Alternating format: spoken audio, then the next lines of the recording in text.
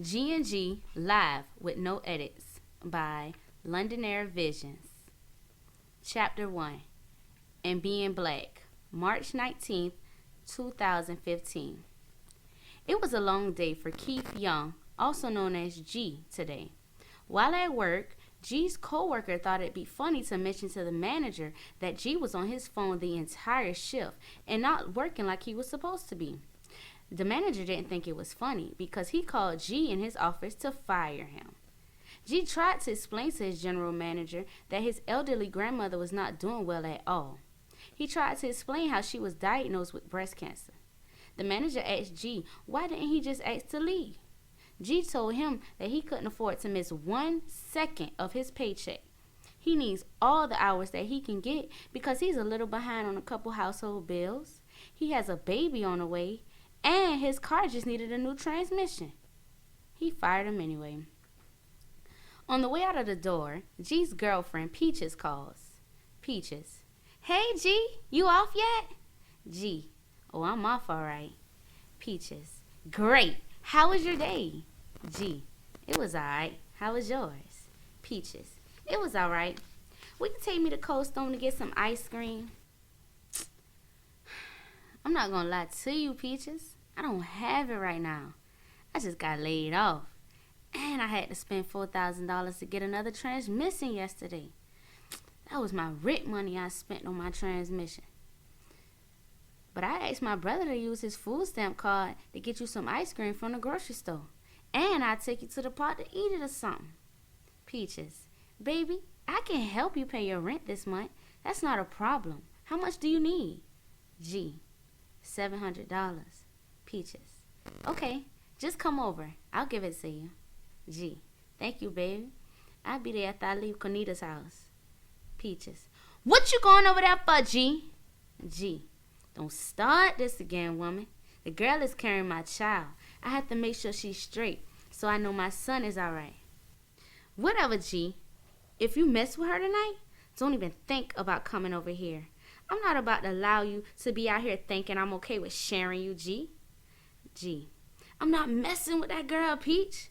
I tell you this time and time again. I made the mistake of getting her pregnant. So now I have to take care of my responsibilities. Look, I'll call you when I'm on the way." Peaches: "Whatever, G." She disconnects the phone call. G: "Hey, lose that attitude." Man, this girl done hung up in my face. Whatever. Dang, there's too much going on. God, please, man. I'm begging you. Help me. I don't know how much more I can take. G pulls up to his baby mama's house. She's 8 months pregnant with G's son, Kenneth Young. Kenneth will be G and Quinita's first child. G is 20 and she's 27 years old. She lives alone in Caton Home Project housing.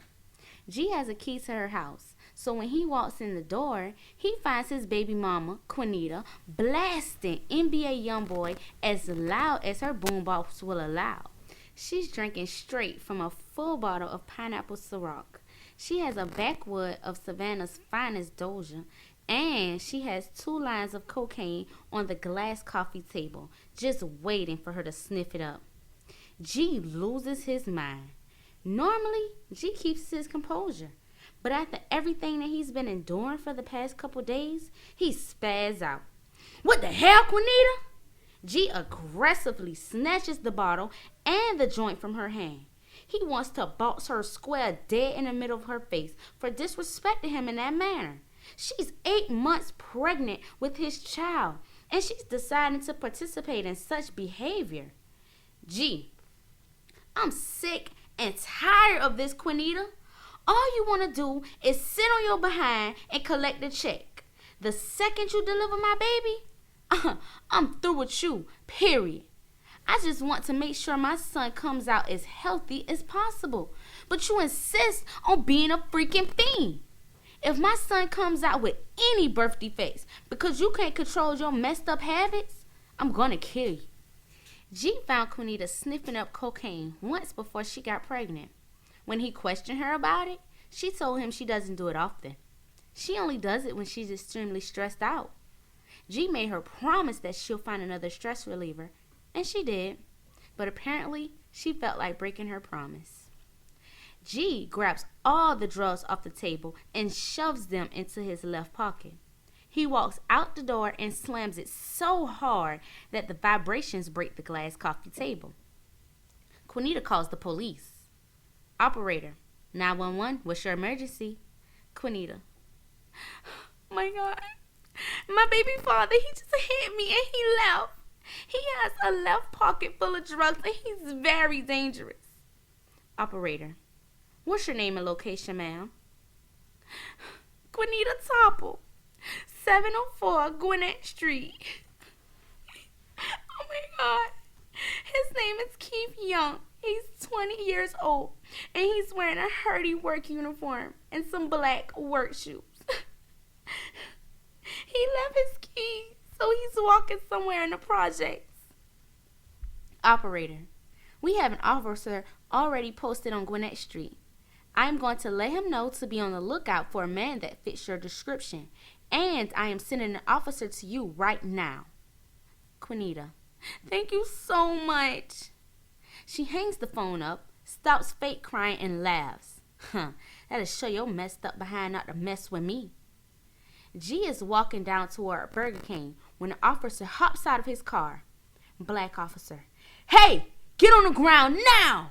G takes off running. Looks like I get a little action tonight.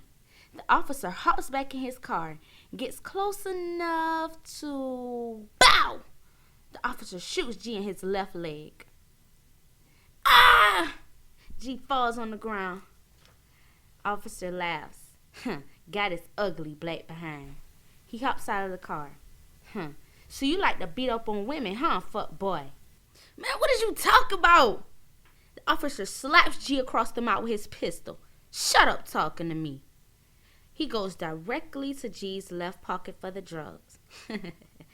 Looks like you're going to be spending a few years in my playpen now, boy. You just might turn out to be somebody's bitch with your pretty ass. It's okay. They have Vaseline in there. He grabs G's head and drags him to the car.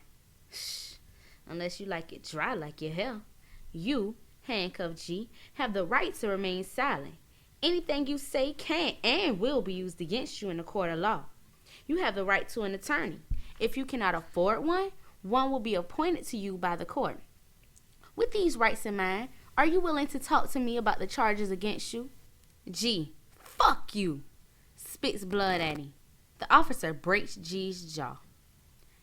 That night, G was escorted to the hospital to be treated for his broken jaw and his gunshot wound. He was in so much pain, and he kept questioning God, asking him, what did he do to deserve the treatment he received tonight? He wanted answers, and he wanted them now. But anybody that knows God knows he'll answer you when he feels like you're ready for the truth.